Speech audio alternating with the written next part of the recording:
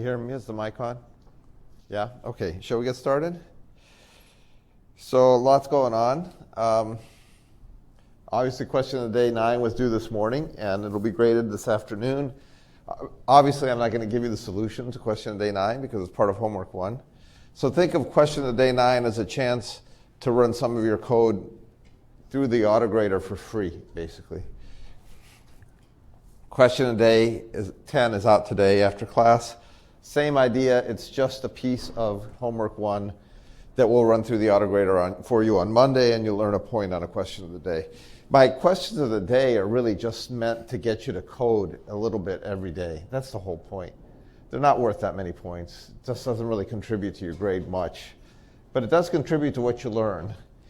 And question of day 9 was a brazen attempt to encourage people to start the homework before Thursday night next week. So that was why I did this. Okay, Piazza is really going well. There's a lot of questions. Many of them have been publicly posted, which I really appreciate. There have been at least 2 postings that have pointed out, actually 3 postings that have pointed out a problem with homework 1, minor problems. One is that the function unfilled in the specification was referred to as unfilled table. That's my bad. I was editing and I forgot to change the function name. Another one is that in the examples for, I believe it was for show table, there's a space that's gone missing in the comments. It's clear what show table should do. I'm sorry, was it play turn or show table? I don't remember, but it's clear if you look at the transcripts generated from the code that are posted on Icon, that's the behavior you want to emulate. And then finally, the last inconsistency is actually more serious. I had said that you don't have to worry about running out of cards. Well, randomness is hard to predict, and it is possible to run out of cards when you're running with lots of players. So there's a way to fix this, and it was suggested on Piazza that we simply reshuffle the discard deck and start drawing from there. That's what you would do if you were playing the game playing the game for real. But since I've already given you the specification, we're halfway through the homework time, I'm not going to change it. What I will say is keep your testing to 4 players or fewer, and initial size of rounds to say maybe 8, and you should be fine. You will not run out of cards. If you start going, so I tried 100 players, yeah, it blows up. You're eventually going to run out if somebody doesn't win in time. So it's kind of a race between winning and running out of cards. I miscalculated. That's my bad. So just stay to 4 players or less and say table sizes of 8, and you'll be fine. Any questions? There was a really good question about supplemental tuition posted on Piazza. Some question about whether it was appropriate too. It's certainly appropriate, and I'm happy to answer. I did post some information about supplemental tuition. To be frank, as soon as I've finished writing your exam this weekend, I'll try to write a longer response if you're interested in hearing why CS is going to be charging supplemental tuition. I should say first that CS isn't charging supplemental tuition. The college is charging supplemental tuition to support the CS department, which is understaffed. And there's a lot of questions, good question about how can you pay the football coach $6 million and not staff CS? Well, that's an excellent question that I've asked many times, but there are reasons for that. They don't pay me $6 million, far from it. And that's something that, it's technical, has to do with how the budget is set up and so on, but I've posted some information. If you're interested in this, you should read it, because these issues are quite complicated, and sometimes people say things about issues like this without really understanding what the problem is. I'm not taking the football coach's side, by the way. I don't really give a hoot, but these are different budgets and different entities. And surprisingly, I will say this: one of the reasons many of you are here probably is because you grew up watching Hawkeye sports. I mean, some of you really like Hawkeye sports. We have some team members here in the class as well, and I think that's great. But that's a very different entity than the academic side of the house, and they don't share budgets. It's one reason why when you walk over to the athletic facilities, there are nice buildings, plenty of space, fancy facilities, and you walk to McLean Hall and the toilets don't flush. Well, it tells you there's a different source of funding here at stake. So these are two different entities that share a name and have kind of a symbiotic relationship, but they don't really share funds. And that's kind of a fundamental difference that people don't often understand. So it's enough what I'll say about that now. I will respond to the supplemental tuition question later. How many of you knew you were going to be paying more tuition next year? Did you get the note? I sent a note out, so you should have all read it. Midterm 2 is next Wednesday, same procedures as midterm 1. I won't be here. I'm going to be out of town next Wednesday, but the TAs will handle the exam. Exact same procedure, left-handed people. I think Osama will be in charge, or John, I don't know who, one of the two. They'll announce who has the left-handed exams. If you run out of left-handed exams, right-handed exams, just take a left-handed one and sit in the alternate seat that's next to the left-handed table. I did have a few little glitches in the seating chart. I think I've corrected those this time. You should not be seated next to anybody. You should pretty much be seated in alignment and not next to anybody. If you're seated right next to somebody, you've either gotten the wrong seat or you misread my writings. Ask the TA and they'll help you out. All right, we have two things to correct from the last lecture that came up. So in the previous lecture, I was talking about the vowel count function. This was a dictionary comprehension that took a string, turned it into lowercase. For every vowel that is in that string, we produced an entry that had the vowel as a key and the number of times it occurred. And I showed you how it worked. Here's the word foo. The vowel O appears twice. And then I had this. And the question was, is this wrong? And the answer is, yes, it was wrong, as I noted in lecture. That shouldn't have been like that. It is the case that O, lowercase o, is in foo.lower. So this part up here, when V is O, this part returns true. So it will collect at least one entry. The problem is that when I counted O in foo, the count is 0 because, if you recall in the lecture, the point here was that we have to lowercase s here as well. So the slide should have had this entry instead of the empty set. So that was a correction that had to be made, and I just want to point it out so there's no confusion. The second correction was this one. We're talking about the clue function where we had actors, weapons, and rooms, and we had this concatenated expression. And when you run this, you'll notice that the very first entry here, and this is exactly what the slide had on it, so the slide was correct. It had this very first entry where the P in plum and the P in parlor match, and that wasn't what we desired.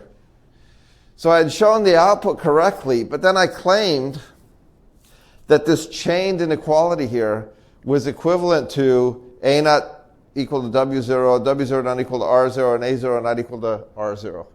And that's just bogus, right? That was a stupid thing to say. Why? Because you can see plainly here that it's not the same, right? So while the output of this function was right, I made a claim about this function I shouldn't have made, right in front of something that contradicted my claim. And the point is that if you write 1 not equal to 2 not equal to 1, this will be true, because you're not checking 1 not equal to 1 as well. So what you really need to do here, if you want to use the chain...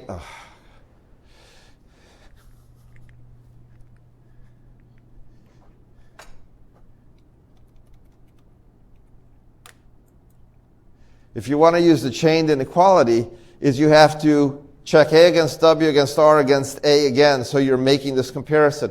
The way to think about this is, in the full-blown version, you're making 1, 2, 3 comparisons. And in the chain version up here, you're making 1, 2 comparisons, so you're missing one.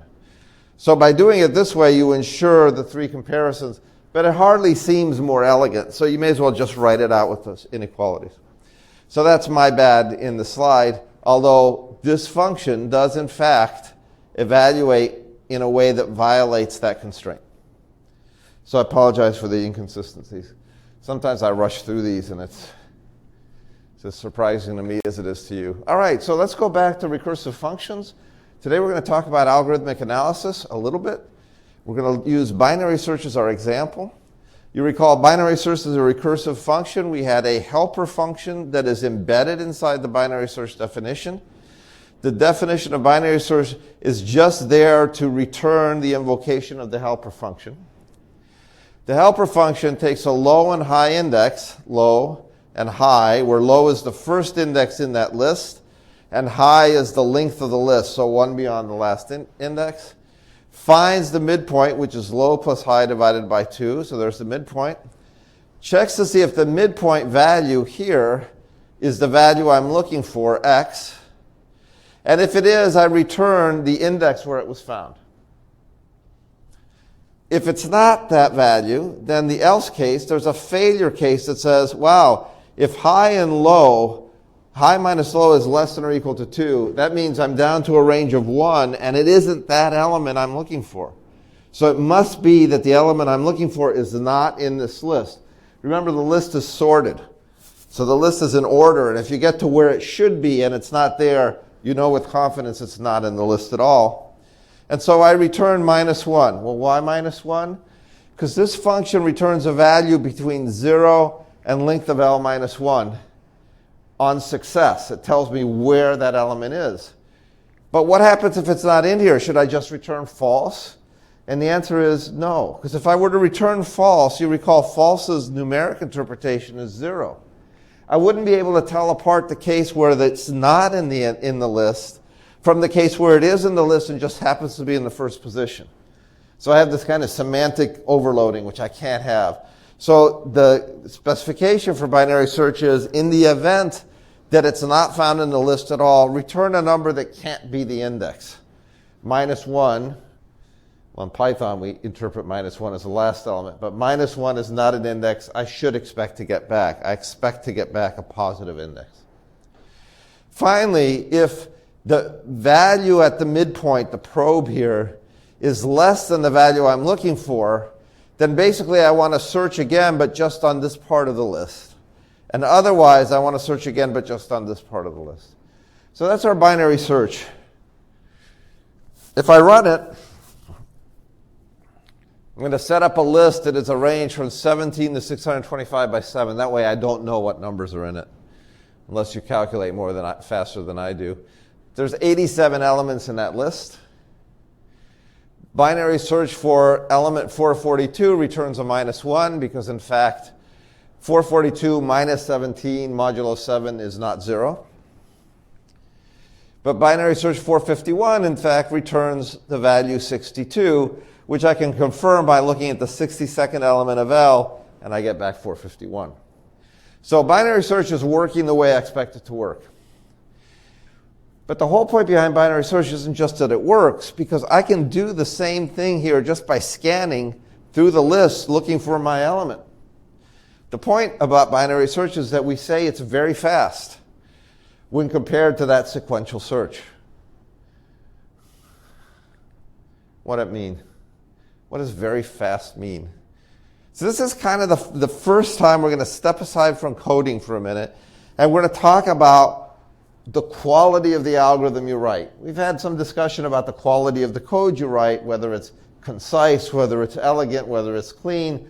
But there's another quality that's almost even more important, certainly even more important, and that is, algorithmically, what is the quality of your algorithm? And we measure quality of the algorithm in terms of the two resources algorithms use: time, how long it takes to find your answer, and less so, but equally important, space. How much extra memory does it need to run? So you could have a really fast algorithm that requires huge amounts of storage space, so much so to be infeasible. Or you could have a really slow algorithm that requires no storage space at all, but is so slow as to be infeasible. So in CS, we're often manipulating this trade-off between the runtime, how long the algorithm takes to run, and the space, how much memory does it need to run. And this is a theme you're going to see over and over and over again. Can I use more space to make it run faster? Can I run a little slower and use less space? I will say something sort of practical for a second. over the course of computer science history, at the beginning of time and space were equally important. But now we tend to be more concerned with time and communication costs. Why? Well, it's due to the underlying technology. Back in the day, memory was really, really expensive. There's more memory in my pocket on my cell phone than my $100,000 workstation when I was a graduate student. It's more memory in my pocket. It's gotten so cheap and plentiful that, saving a little memory doesn't seem to be so big a deal. It matters in some situations. If you're an engineer building a device that you're going to wear on your wrist, saving memory is a good idea. But if you're building something that goes on a computer, memory is probably not that big a deal. What has become a bigger deal, and is not traditionally included in the cost we measure, is that now devices rarely work on their own. They work while they exchange information with a server somewhere or exchange information with another device somewhere. And those communication costs can be not insignificant. So really, when we talk about costs of running a program, we should really look at time, space, and communication costs, where communication cost is itself a form of time, right? Because you have to wait for the answer.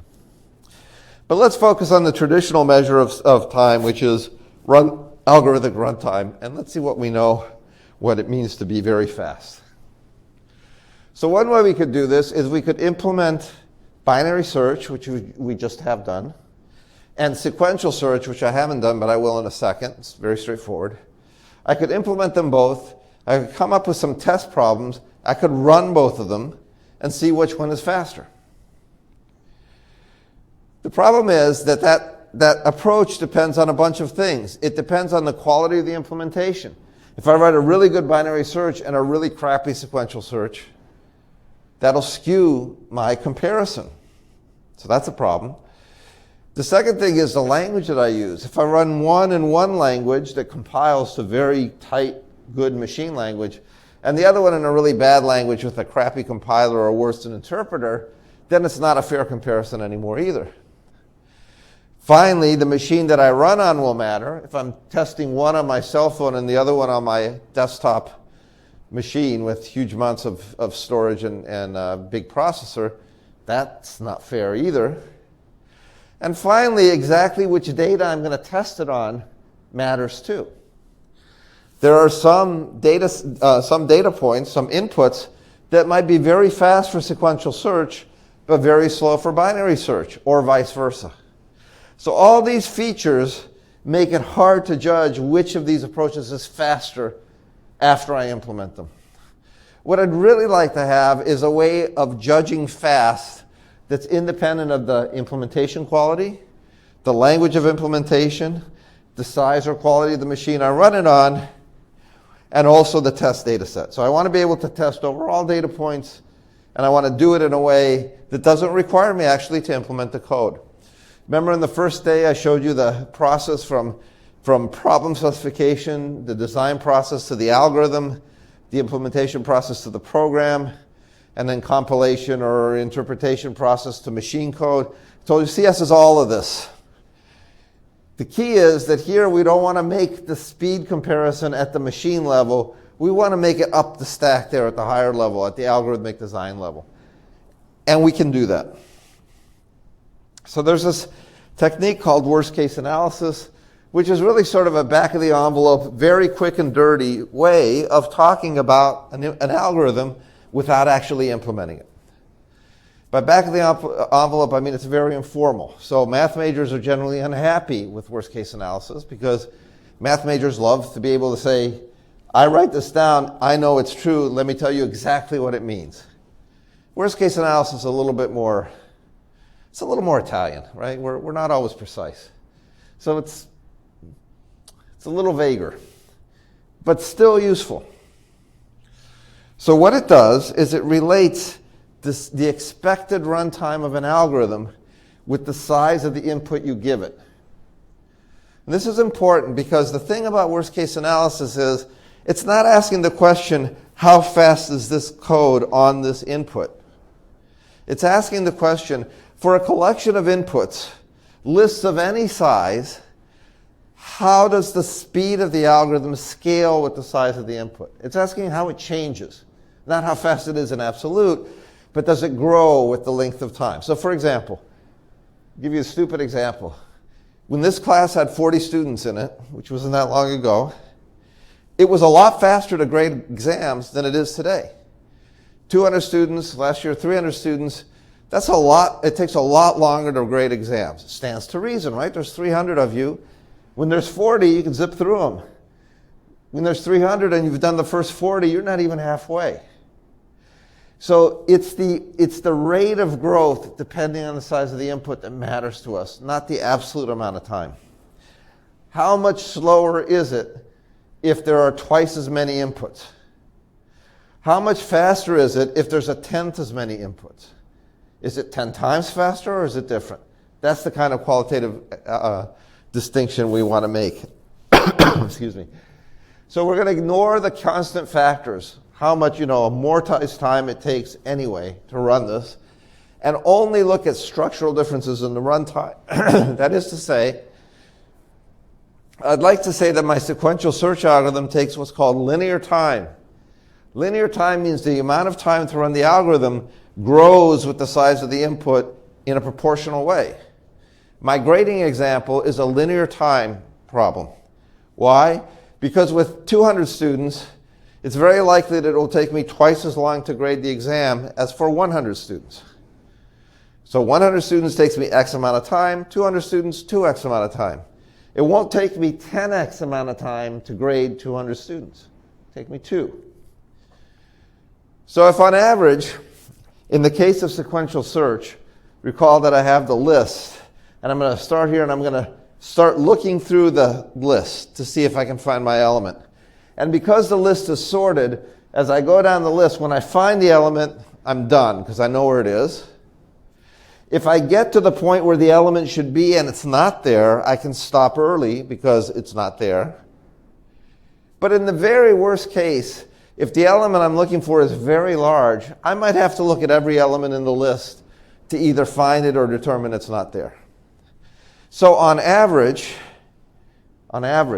for any given problem in any given list, I'm going to look at about half the elements of L. Sometimes I'll get lucky.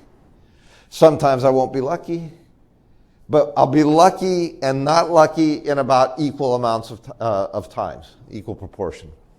So on average, we examine half the elements of L. But what half doesn't really tell me anything about the rate of growth we were talking about. It just tells me about the absolute cost.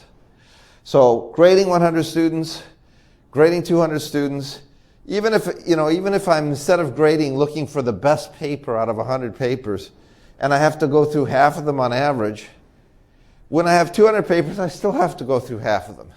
So the rate of growth hasn't changed, just the absolute number has. And what that means is that I can ignore that 1/2.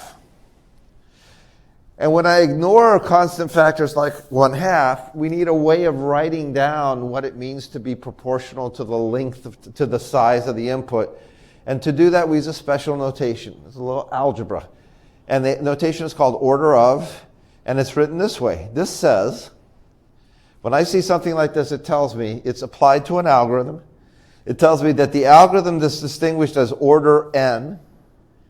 N is the canonical way of talking about the size of the input. There are n elements in the list. There are n students in this class.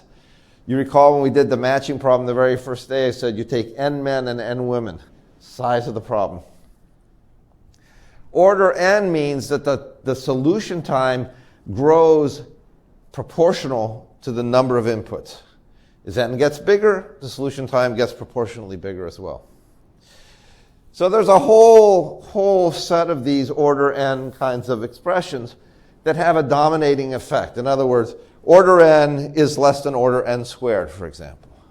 For any value of n, n squared is bigger than n, except for 1. So we have a lot of these sort of typical kinds of runtimes that emerge consistently. So the real question is, what is my binary search function? Does it grow proportionately to the size of the list? In other words, does searching one list take exactly twice searching the list that is half as long?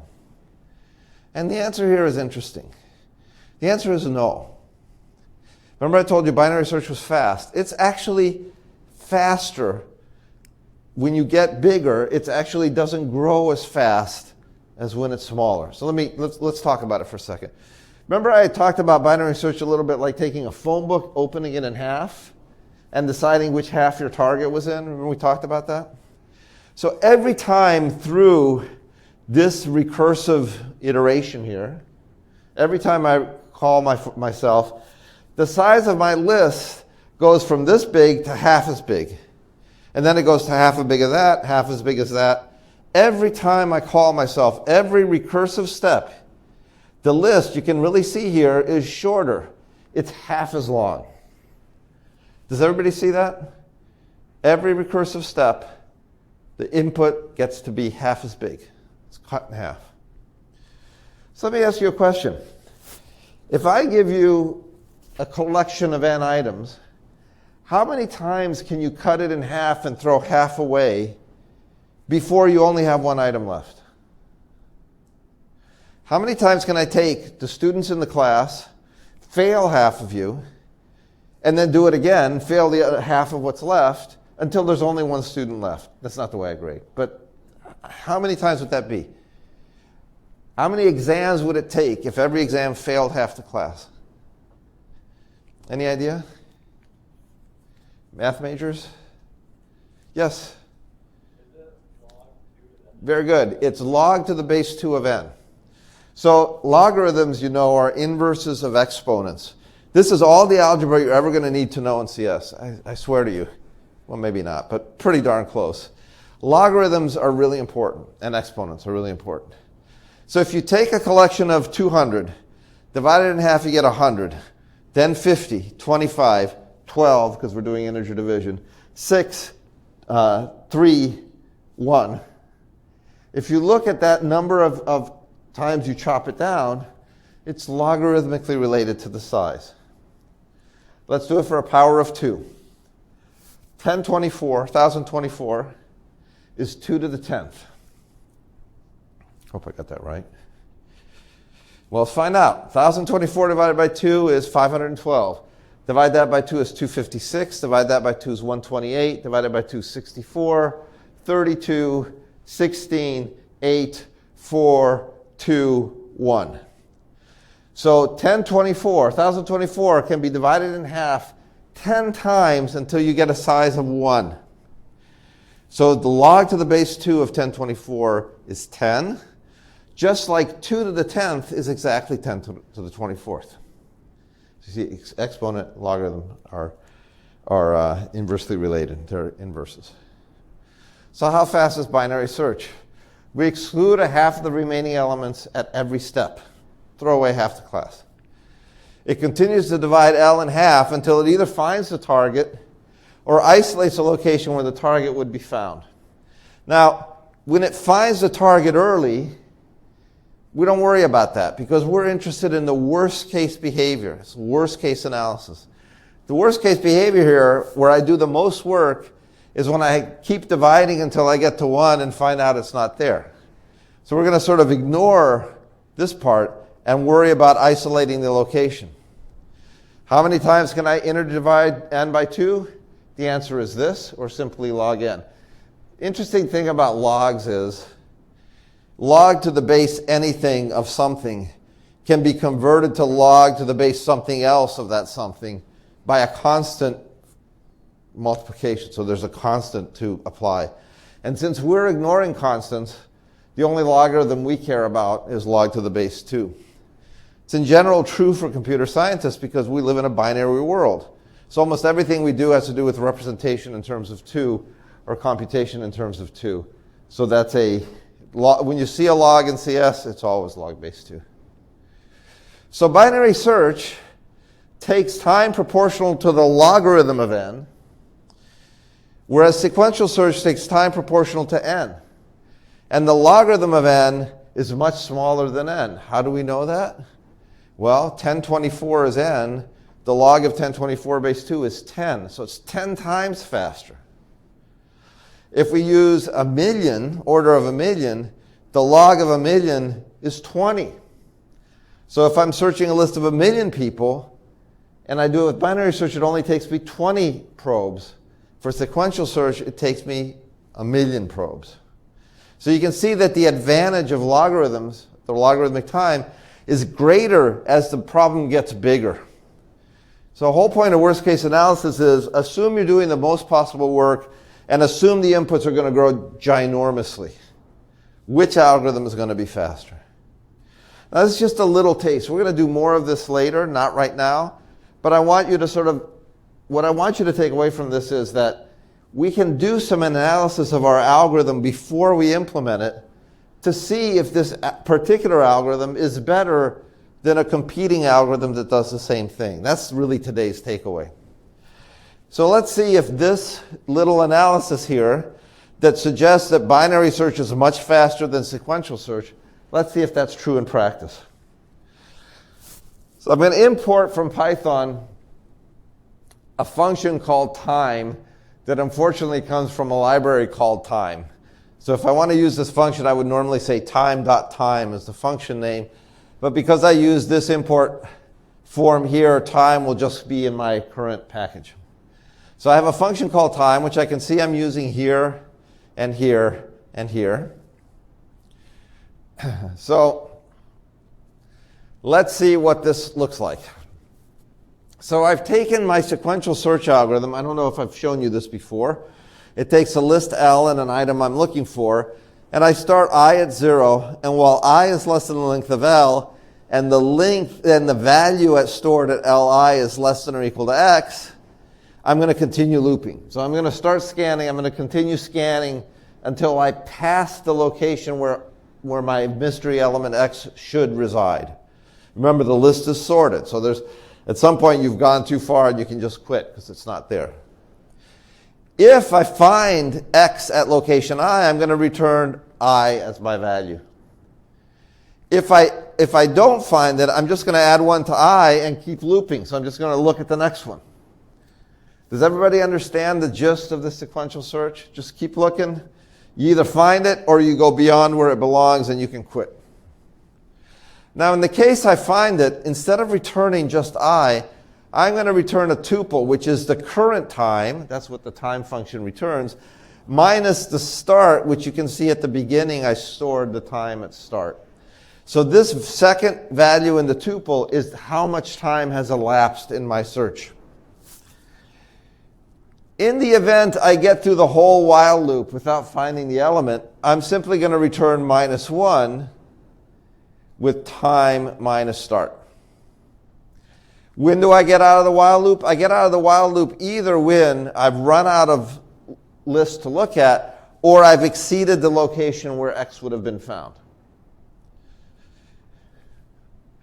I do the same thing with binary search. I set up the start time before I invoke the helper function. I pass time minus start here as its value. And as I go through this, did I lose my... Oh, no, sorry. So I call helper function here. So I do all this stuff. I start off by remembering the time when I started. I call the helper function. When I get a value here, I return the value and the elapsed time. So same thing. Just tells me how much time it took. So let's see how this works. I have another list. Again, modulo 17, starting with 17. No idea what's in there.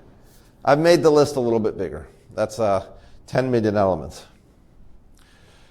But in fact, because it's only every 7th element, there's really 1.5 million roughly elements. A lot of elements. No idea which ones they are.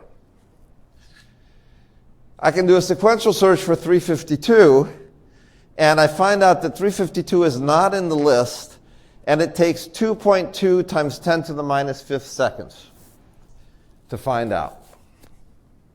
Now, notice 352, I don't know if it's in there. In fact, it's not. But I do know, comparing the value with the size, that 352 is pretty close to the start of the list, right? Because it goes all the way up to 10 million, and I'm looking at 352. That's near the beginning. So my sequential search algorithm just starts and then says, oh, it's not there, and returns -1. So it doesn't do that much work. Let's try binary search. Well, I get the same answer, -1, meaning it's not there here either. The time, if anything, is actually a little bit slower than sequential search, but roughly the same. There's always a little bit of variation, right? But it's close. It's 10 to the -5 seconds. You wouldn't notice a difference. Okay, let's try another one. Here's a sequential search for a number that is about 5 million. That number is roughly halfway through that 10 million range. So now we're going to look for this number sequentially, and we're going to have to go through about half the elements. Well, it's still not there, but look at this. Instead of 4 times 10 to the -5 would be a 4 in this place, it's 1,000 times slower. It's 4/100ths of a second instead of 4 times 10 to the -5 seconds. It's a lot. It's a lot slower. What about binary search? Same inputs. Guess what? Still 10 times, something times 10 to the -5. So the difference between looking and failing to find an early element, here it seems that they're about the same, but here binary search is much, much more efficient. Same answer, guaranteed, but less time. Let's try a number near that 10 million range, near the end of it. My sequential search says that number's not in the list either, but look at this. Instead of 4/100ths of a second, it's 1/10 of a second. Still slower. What about binary search? 10 to the -5. So what does this tell you? This tells you that the implementations we've done with appropriate timing technology tells us that we're seeing exactly what our analysis predicted we would see. That over all inputs, binary search will be faster. It's especially acute as the sequential search function has to do more work. So it's critically dependent on the inputs you give it. But boy, given a choice between the two functions, which would you choose to use? The one that always gives you a good, fast performance, or the one whose performance is possibly a little bit better in simple cases, but much, much worse in others? This number here, this number is how many times slower? 10,000 times slower, actually 30,000 times slower than the other number. A difference of 30,000 speed up is a lot. Okay, are there questions here? Do you sort of get the idea? We've done a little bit of algebra, fake algebra. We waved our hands a lot. I told you binary search was fast. Here's why, chop, chop, chop. And then I showed you with some code that it's indeed faster. Now you don't have to do this on the exam, so you don't have to worry about this. You will have to do this on the exam after this one. We're going to spend a little bit more time on it. I just wanted to introduce it early so you start thinking about it as you write your code. We'll come back and do a more thorough job later. I do want to point out, though, that before you assume that the recursion is always faster than the iterative version, let me put your heart and your minds at ease. That's not the case. This speed up has nothing to do with the fact that it's implemented with recursion rather than iteration. Complete red herring.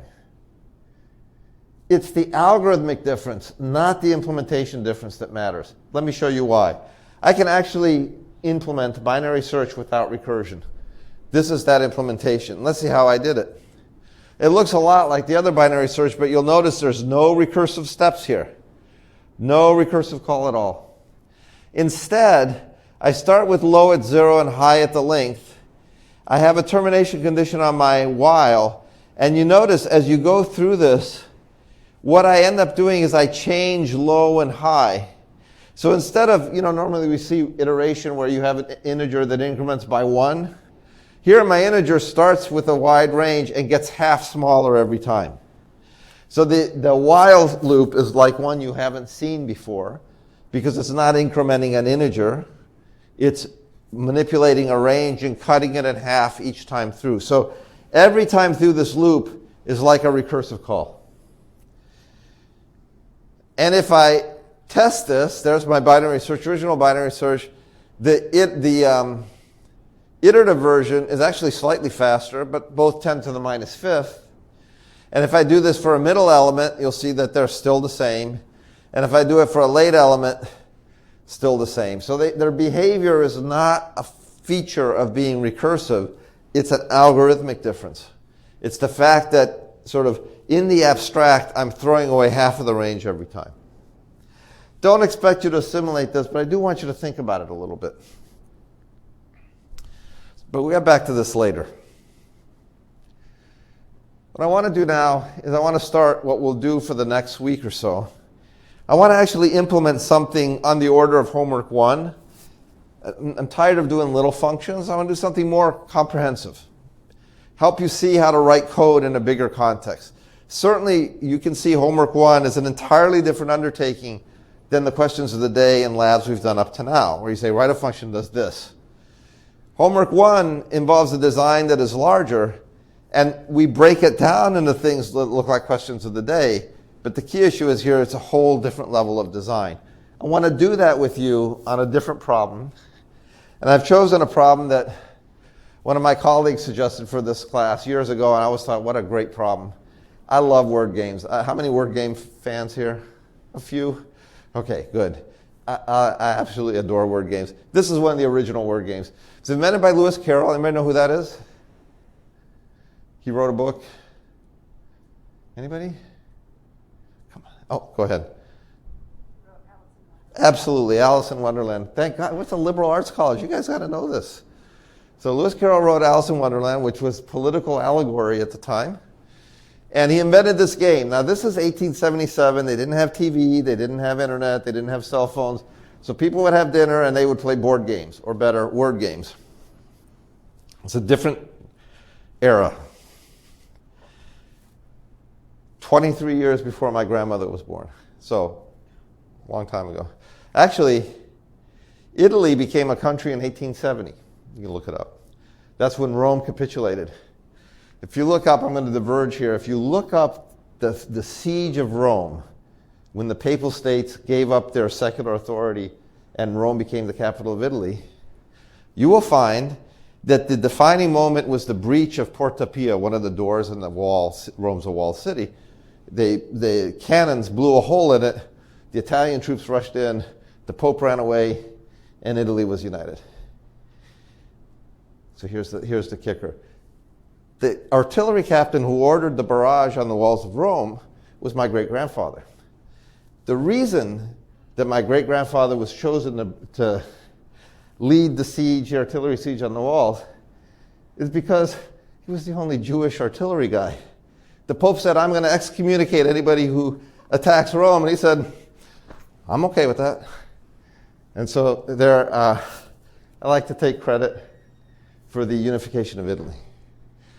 Nobody believes this. It's actually true, though, but nobody believes it. All right, so 1877, 7 years after the fall of Rome, the word game works like this. You give 2 words. Let's consider cold and warm as our words. And your task is to build a ladder of words from cold to warm, where every rung of the ladder represents a 1-letter difference. So for cold to warm, we start with cold. I go to chord, 1 letter, LR. I go to card, A to O. I go to ward, C to W, and that gets me to warm, D to M. So that's the game. We're going to write a program that plays this game. Now, obviously, to play the game, we need a collection of words, a dictionary of words. So we're going to use 5-letter words. We're going to limit the game. We're going to restrict the game to just 5-letter words. And we're going to use a set of 5-letter words taken from Donald Knuth. Donald Knuth came up with a list of 5,757 5-letter words in the English language. So there's this list circulating on the internet. You can find it.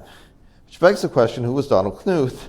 Donald Knuth was, and is actually still alive, one of the nicest people in computer science, and also one of the most important. He's at Stanford. He won the Turing Award, which is our sort of Nobel Prize, in 1974. Don't remember if he was the first to get it, but he was one of the first. He won the National Medal of Science, the Franklin Medal, the John von Neumann Medal, and the Kyoto Prize, member of the National Academy. It's a huge number of accolades.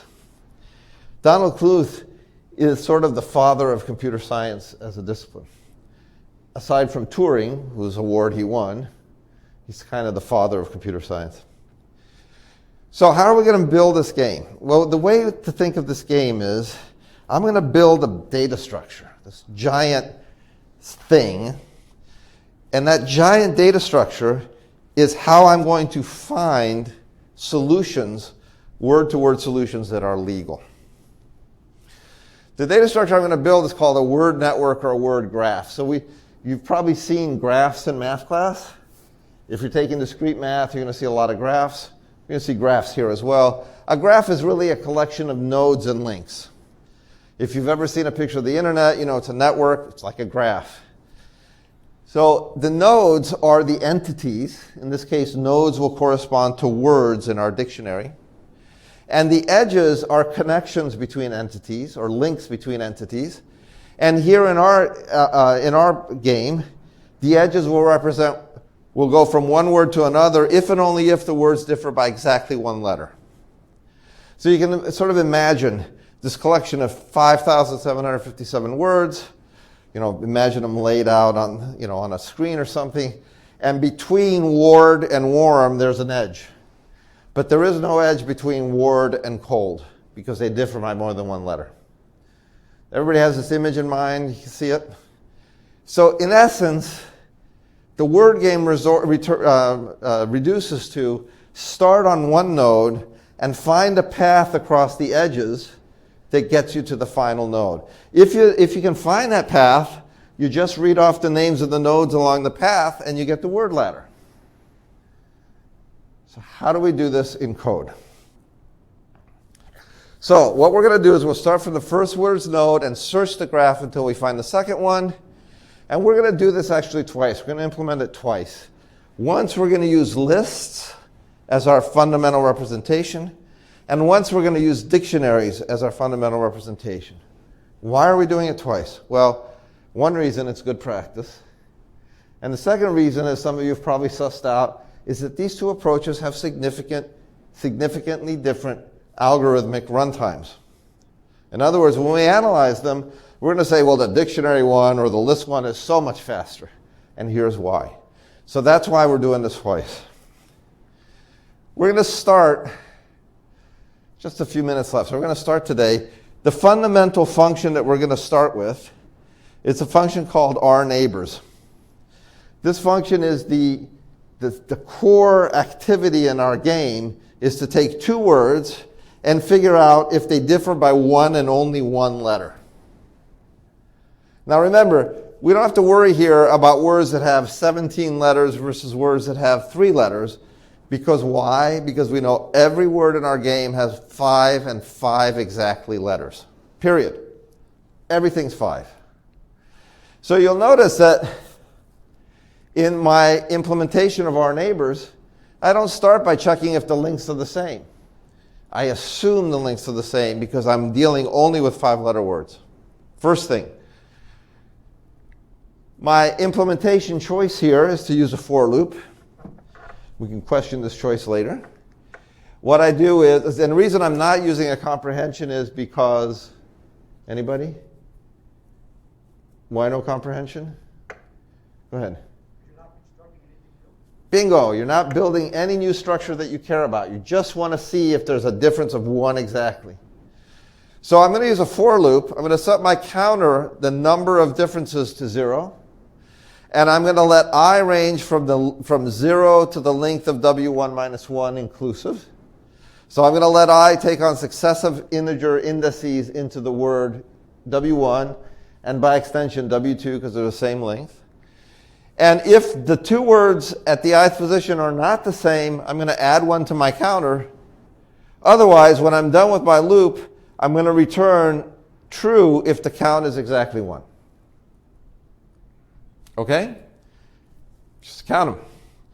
Cat and hat, yep, they're neighbors. Cat and dog, nope, 3 differences.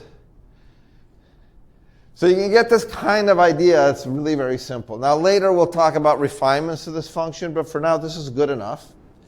But you'll notice that when I wrote this function, I made some assumptions. The assumptions I made were 5 letters only, and I only cared about 1 difference. So I'm going to write this code not in the REPL, but I'm going to put it in. I don't have a template here. I'm going to start with a fresh, empty file. And I'm going to write the code in my file with all the comments that you've come to accept as normal on the questions of the day and the templates. So here's the interesting thing that's going to happen as I shift from answering questions about one function, writing one function, I now have to explain my design choices in text that the human that comes after me can read. It will help me because I may have to come back and extend it or change it 10 years later, and I won't remember why I did what. So here, the choice of good function names, the choice of good variable names, and most of all, the choice of documentation matters the most. So I'll show you what my implementation looks like. You'll recognize that there's a comment at the beginning. I call this the header, which tells me what the function does and what the inputs looks like. Any assumptions, W1 and W2 are equal length, and that tells you exactly how this function works. Everything else is the same.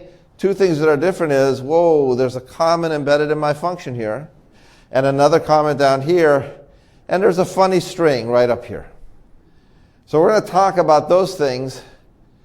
We're going to talk about those things next time on Monday. For now, don't forget homework 1. Spend your time this weekend to get it running. Don't worry about the discard pile. Just test it on smaller examples and you'll be fine. And have a good weekend.